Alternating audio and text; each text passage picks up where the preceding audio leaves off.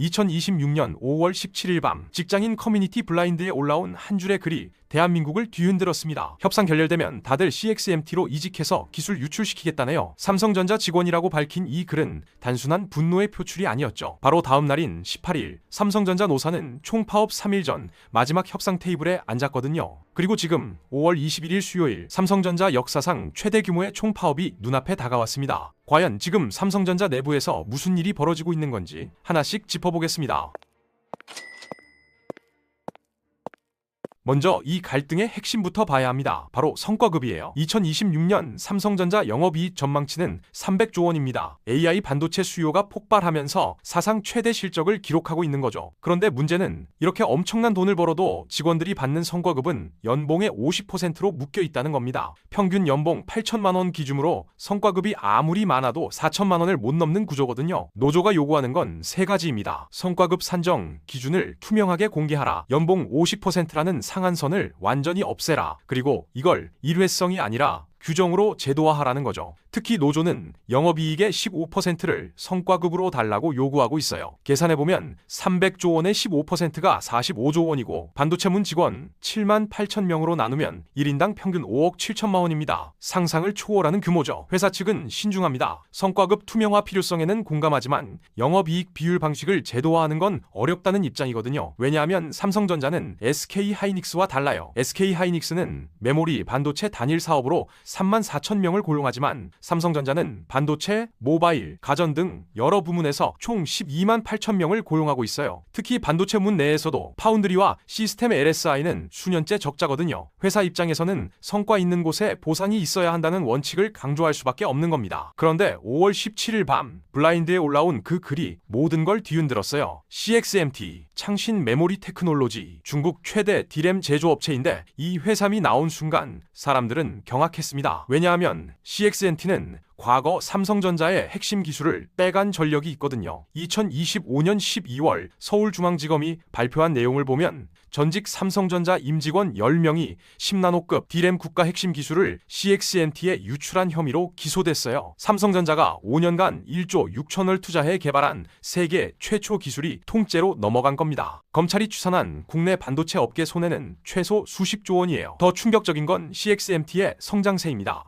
5월 17일 상하이 증권거래소에 제출된 자료를 보면 2026년 상반기 매출이 전년 동기 대비 최대 670% 증가했어요. 순이익은 1935% 폭증했고요. 삼성전자가 파업 위기로 흔들리는 사이 과거 삼성자 기술로 성장한 중국 업체가 초고속 성장을 과시하는 아이러니한 상황이 벌어진 겁니다. 여론의 반응은 싸늘했습니다. 뉴시스 보도를 보면 누리꾼들은 범죄까지 저지겠다는 마인드, 외부 여론이 나쁠 수밖에 없다. 대규모 사직하면 대규모 채용으로 이어질 것, 결국 의사들도 의사 증언은 못 막았다는 반응을 보였죠. 삼성전자 내부에서도 반발이 있었어요. 블라인드와 사내 게시판에는 실제로 기술 유출할 사람은 거의 없을 것, 일부의 주장일 뿐, 노조와 관련 없는 임직원이 40%가 넘는다, 욕심이 과하면 문제무라는 글들이 올라왔습니다. 협상은 험난했습니다. 2월 19일 임금 교섭이 결렬된 후 중단됐다가 3월 24일 재개됐는데 사흘 만에 다시 중단됐어요. 4월 23일에는 4만 명 규모 집회가 열렸고 5월 8일 정부가 강력하게 권유하면서 사후조정 절차가 재개됐죠. 5월 10일 1차 사후조정에서 노조는 조정안이 오히려 퇴보했다며 결렬을 선언했습니다. 중노위가 제시한 조정안은 기존 OPI 제도를 유지하고 성과급 상한 50%도 그대로 유지하는 내용이었거든요. 5월 18일부터 19일까지 진행된 2차 사후조정의 핵심 쟁점은 세 가지였습니다. 성과급 재원 규모에서 노조는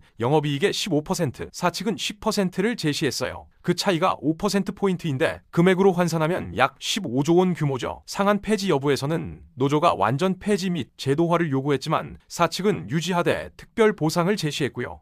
성과급 배분 방식에서도 노조는 부문 70%대 사업부 30%를 주장했지만 사측은 사업부별 성과에 따른 차등 지급 원칙을 고수했습니다. 5월 18일에는 변수가 하나 추가됐어요. 수원지법이 삼성전자가 노조를 상대로 제기한 위법 쟁의 행위 금지 가처분 신청을 일부 인용한 겁니다. 안전보호시설을 평상시 수준으로 유지해야 하고 생산 및 연구라인 점거는 금지되며 위반 시 각 노조는 하루당 1억 원, 노조 간부는 하루당 1천만 원을 삼성전자에 지급해야 한다는 결정이었죠. 하지만 노조는 법원의 결정을 존중하되 21일 예정된 총파업은 예정대로 진행하겠다고 밝혔습니다. 삼성전자 노조가 벤치마킹하는 건 SK하이닉스입니다. 2021년 입사 4년차 직원이 이석희 당시 사장에게 보낸 공개 이메일이 모든 걸 바꿨어요. 성과급 산정 기준인 EVA 산출 방식을 공개해달라는 요구였는데 회사가 사규 윈관 경고로 대응하면서 논란이 확산됐죠. 결국 최태원 회장이 전년도 연봉을 직원들에게 내놓겠다고 발표했고 이를 계기로 SK하이닉스는 성과급 체계를 영업이익 연동 방식으로 전면 개편했습니다. 2025년 9월 SK하이닉스 노사는 영업이익의 10%를 성과급 재원으로 활용하고 기존 상한선인 기본급의 1000%를 완전 폐지하기로 합의했어요. 그 결과 2026년 초 지급된 2025년 실적 기반 성과급은 기본급의 2964%, 연봉의 약 1.5배라는 역대 최고 수준을 기록했죠. 2026년 SK하이닉스 전망을 보면 연간 영업이익이 약 200조 원에서 227조 원 사이고 맥쿼리 증권은 직원 1인당 평균 성과급이 최대 12억 9천만 원에 달할 수 있다고 전망했습니다. 그런데 삼성전자는 왜 SK하이닉스처럼 못할까요? 구조적 차이 때문입니다. SK하이닉스는 메모리 반도체 단일 사업에 3만 4천 명이지만 삼성전자는 다양한 사업부에 12만 8천 명이거든요. 메모리 사업부는 HBM 등으로 사상 최대 호황을 누리고 있지만 파운드리와 시스템 LSI는 수년째 적자예요. 노조안대로 부문 70%대 사업부 30%로 배분하면 45조 원 중 31 5천억 원을 DS 부문 전체가 똑같이 나눠 갖는 건데 그러면 적자 사업부 직원도 메모리 직원과 비슷한 수준의 성과급을 받게 됩니다. 블라인드와 사내 게시판에는 메모리 직원들이 벌어온 돈을 왜 적자 사업부가 나눠 가져가나 라는 불만이 쏟아지고 있어요. 여론은 완전히 양분됐습니다. 찬성 측은 지금 역대 최고의 주가를 보라. 근무하고 있는 직원들의 노고가 없었으면 가능했겠냐.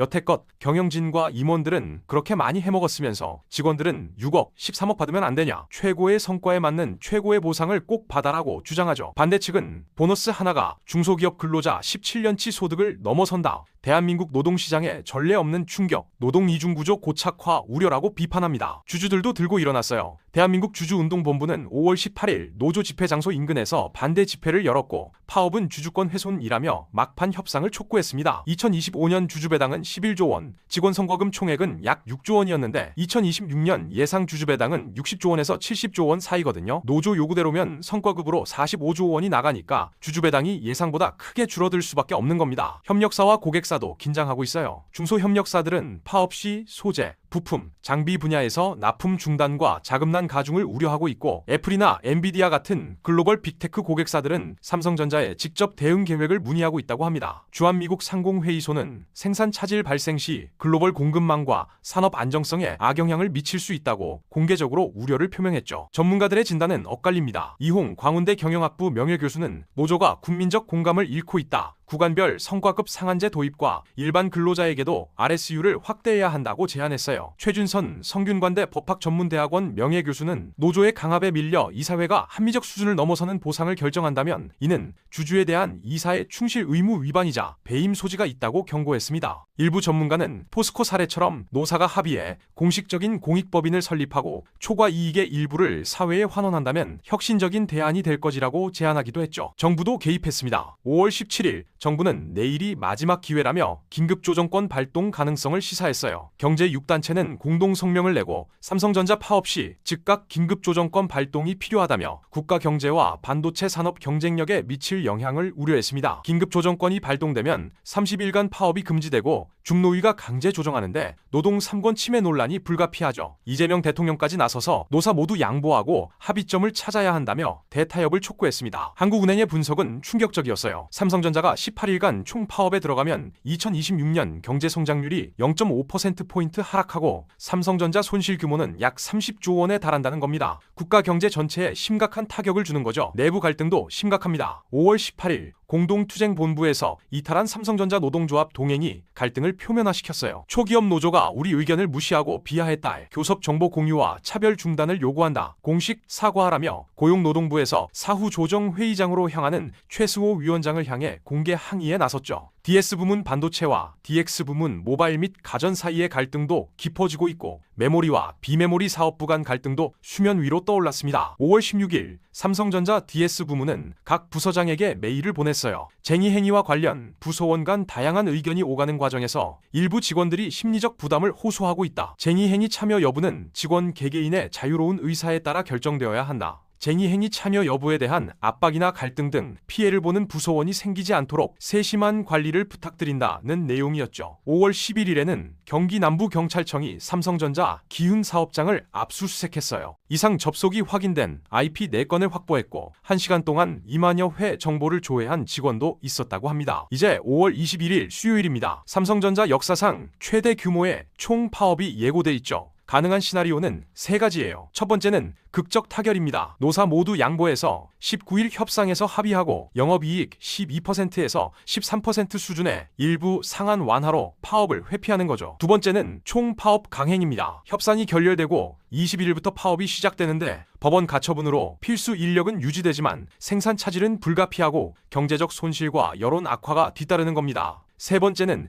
긴급 조정권 발동이에요. 정부가 강제로 개입해서 30일간 파업을 금지하는 건데 노동 3권 침해 논란과 내부 갈등 심화가 뒤따를 수밖에 없죠. 이 사태는 단순한 한 기업의 노사 갈등이 아닙니다. 한국 반도체 산업의 경쟁력과 직결돼 있고 중국, CXMT 등 경쟁국의 추격이 심화되고 있으며 글로벌 공급망 재편 가능성까지 제기되고 있거든요. 초과 이익의 배분을 둘러싼 사회적 합의가 필요하고 노동시장 이중 구조와 임금 양극화 문제를 해결해야 하며 기업의 사회적 책임과 주주 환원 사이의 균형을 찾아야 합니다. 블라인드에 올라온 CXMT 기술 유출 발언은 이 갈등의 어두운 단면을 보여줍니다. 일부 직원의 극단적 발언일 수 있지만 내부 갈등의 심각성을 드러냈고 여론 악화와 명분 상실로 이어지면서 협상력 약화로 작용할 가능성이 크죠. 동시에 직원들이 느끼는 절박함과 분노의 표현이기도 하고 투명하지 않은 성과급 체계에 대한 불만이며 공정한 보상에 대한 갈망이기도 합니다. 결국 이 모든 것은 과연 공정한 성과 배분이란 무엇인가라는 근본적인 질문으로 귀결됩니다. 19일 협상 결과에 전 국민의 이목이 집중돼 있습니다. 삼성전자 노사가 타협점을 찾을 수 있을까요? 아니면 한국 경제를 뒤흔들 총파업이 현실화될까요? 역사의 중요한 전환점에서 우리는 지금 이 순간을 지켜보고 있습니다.